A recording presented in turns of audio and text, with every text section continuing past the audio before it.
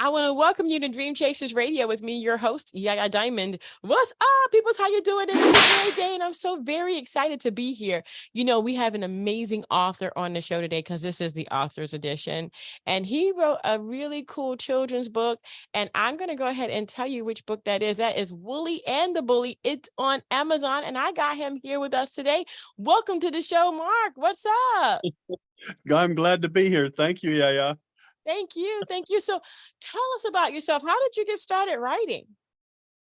Oh, dear. I have written all my life, but not in a book, mostly in all other things except books. But I always kind of wanted to, and I was told years ago that I had the aptitude to write specifically children's books. So I gave it a shot of it with the prequel to Woolie and the Bully, and we liked it. Nice, nice. So Woolie and the Bully, how many do you have? How many what? How many books do you have? How many do you have? Just 2. Oh, okay. All right. Awesome. Wow. Wow. So, okay. So let's go back. You said you have always been writing, but how did you know you wanted to publish that? I mean, writing and then writing for the public, that's 2 different things. I entered a contest years ago by invitation from a book company, and I don't even remember when or how or who, but they said, fill this questionnaire out and write a little bit and return it to us. And we were going to enter this into some kind of a contest to see if, in fact, you could write children's books. And I got a very high rating out of it. They encouraged me, and I didn't do anything with it for a long time. It wasn't a part of my vocation, or was just kind of an outside interest. So finally, we did it years ago, and wrote the first book. Is entitled Woolie, and that's where we get Woolie from, the Woolie and the Bully. Oh my So gosh. it was well received, and I don't know how many copies we've sold, but that really doesn't matter to me so much. I did write the book and I liked it, and then we wrote the sequel to it, Woolie and the Bully, and we like it even better. Nice, nice. What kind of a message are you sending with the books? Well, the first book was more of an introduction to take my spin on Mary Had a Little Lamb. And I'm a farmer, college graduate with a master's degree, but not in writing and economics. But we had a herd of sheep. And a lot of times those mothers, what we called ewes, would have more than 2 lambs. And they can't take care of more than 2. They can't feed them. So we have to find something or someone to take care of those extra lambs. On the farm, we call those bum lambs or bummers. So the bum lambs have to find a host or someone that'll take care of them and feed them. And a lot of times I used neighbor kids to do that. So it fit my spin on Mary Had a Little Lamb, because Mary became the girl in my book, and the bum lamb then had a home and had someone to take care of it and raise it up. And then in the second book, Mary takes the lamb to school with all of the adventures and the fun that you can imagine on show and tell with the lamb at school. So there you go. Wow.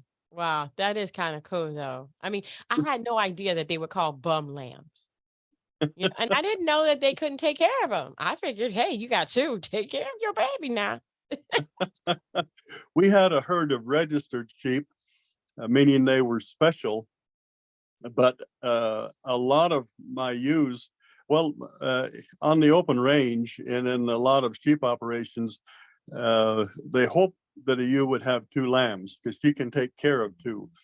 It takes an exceptional ewe to take care of more than 2, and I had some that did that raised 3 lambs, but there's only places for the 2 lambs to nurse at a time, and it takes a special kind of a ewe to feed 3 lambs, but I've had ewes with as many as 5 Oh, uh, wow. at one time, and a lot of my ewes would have 4.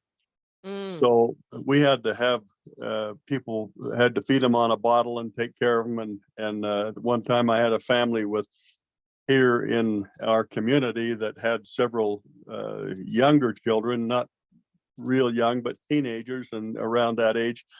And I had them taking care of half a dozen or a dozen lambs at a time, borrowing milk from the neighbor's dairy to raise these lambs. Bummer is not a negative connotation in this regard. It just means that they've been bummed off because the mother couldn't take care of them. So yeah. But that's kind of cool though. I mean, to think about it, that's beautiful. I think that's beautiful. And to give that message, ultimately, what is your message? And are you going to be writing more books? there's a third book in this series in my head that I haven't started on yet.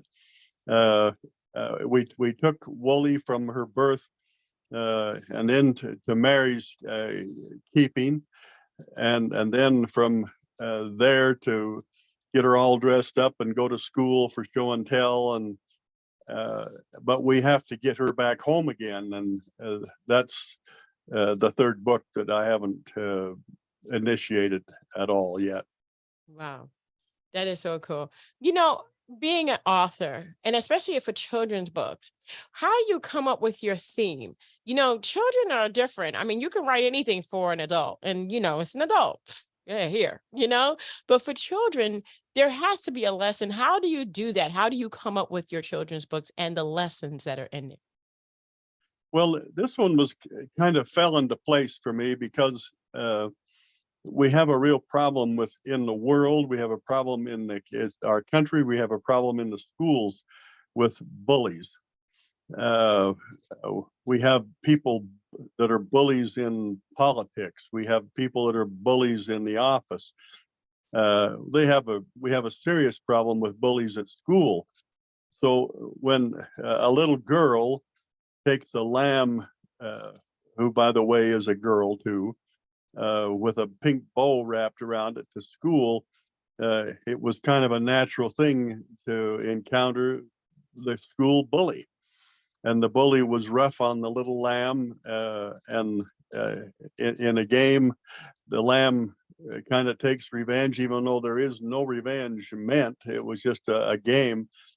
But the message to me was clear that if a bully can become less of a bully, the kids at school will accept him back quickly and love him and chum with him and everything else. But in this case, well, the bully was taught a lesson by a simple little lamb, just playing a game with the kids. But it was just my take on how, at least in one case, a bully was dealt with at school. Yeah. Yeah. Do you plan on writing for adults anytime soon? I have a book that I have written. It is almost complete, but not quite. It's kind of a novel, historical novel. But yes, I've written it and I like it. But Mm. it's not quite finished, and I may put the finishing touches on it yet. I haven't decided for sure, but it's not very far from being done. That is so cool. That is so cool. So, what kind of advice do you give to authors or people who aspire to be an author? Well, it's not the easiest thing in the world, and to get published is really difficult because the publishers want big names, big authors, that are well known, so that their books automatically gravitate into the marketplace. A beginning author has a real struggle. I did to try to find someone that would publish that first book and even the second one. But you just persist. If it's something that you would like to do, something that you feel like you're good at, then you just have to persist and try. But we live in a different day too. You know, the ebooks have taken a place now to where people can pick up an ebook, and for a few dollars or a few cents, you know, you can enjoy a book that before you'd have to spend $15-20 to buy. So it's a matter of persistence, and in my case, it wasn't a part of my livelihood, so it was more of a side interest and something that I've enjoyed doing, but something that I didn't depend on for my living. Yeah. Wow. Wow. Well, I want to thank you so much. Is there anything that you would like to say that we missed today? No, not really, not really. Just that Woolie and the Bully is a book worth reading, especially for parents that want to help their kids understand a different spin on a bully at school, or maybe they have a bully in their family that needs to be dealt with. But my belief in people and my belief in the good in people, I think, is what comes out in my book, Woolie and the Bully. And uh, I guess it's just a spin-off of how I feel about people in general. Yeah, definitely, definitely. But I love that. I love that you're dealing with this and that you're dealing with it in the beginning with the children. You know, knock this in the bud. Get this, stop it. You know what I mean? Because I've always been told that bully is going to be your employee and you're going to be the boss. I've been told that. And that has happened so many times in my life where the bully was actually working for the person that they were bullying and Mm, they had to suck it up and go work for them. yeah, Yeah. yeah, yeah, So yeah. yeah, I've definitely seen that. I have to say one more thing before we go, and that is concerning my illustrator. In book one, Woolie, we were invited by a public school that had a whole bunch of grade schools coming together, and they asked me to come out and read the book to a big group of fourth or fifth graders. I forget how old they were, but one little girl flipped open my book called Woolie to one page when Woolie found out that her mother kind of pushed her aside, and but the look on her face was something on the face of the lamb, that the character that shows up in the face of the lamb because of the illustrator and her amazing skills. This little girl said, I love this picture, but I hate it. And it made me kind of chuckle because it did me too, to think that, to put myself in Woolie's place when she finds out that mother only has room for two and she has to go somewhere else and become a bum lamb. Uh, I I think maybe that told the whole story. I was told by a professor at a local university that my book wasn't any good for agricultural purposes because my lamb didn't look like a true lamb. It has a little longer face, and it has character. It smiles, you know, and enjoys life. Uh, but to me, that's the character of the book. It's the character of the in the reading that it just makes it so much more fun to me. It doesn't have to look like a regular old sheep, you know. It can be a fun, loving little ewe lamb that loves life. I don't get it. I mean, why would you want it to look like a lamb? If you want a lamb, take a picture of it. Okay. Take a real picture. Here's the lamb. This is illustration. It's a kid's book. Why are you treating it like an adult's book? That to me doesn't make any sense. I'm sorry. I'm sorry. It didn't This is make a any kid's sense book. to me either. I Yeah. mean, have you ever been a child and you drew a table and it just didn't look like a table? Okay. uh, yeah. It's a kid's book. I draw a duck and it looks like a pigeon. So See, there you go. But it's still a duck. But it's illustration. It's for kids.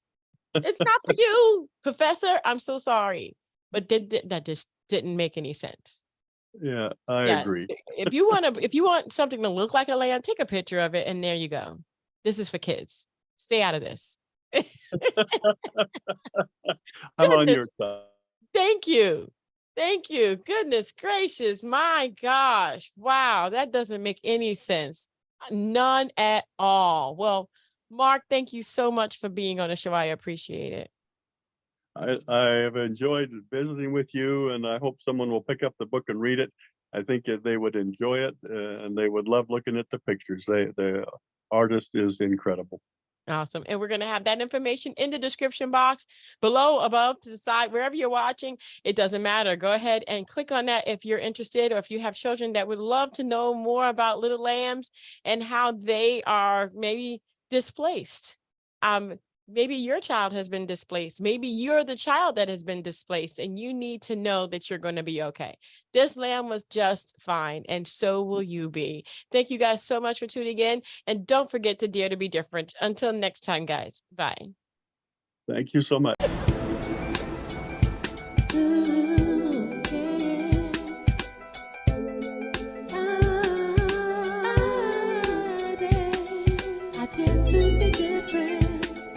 I did to be different. I did to be different. I did to be different. I did.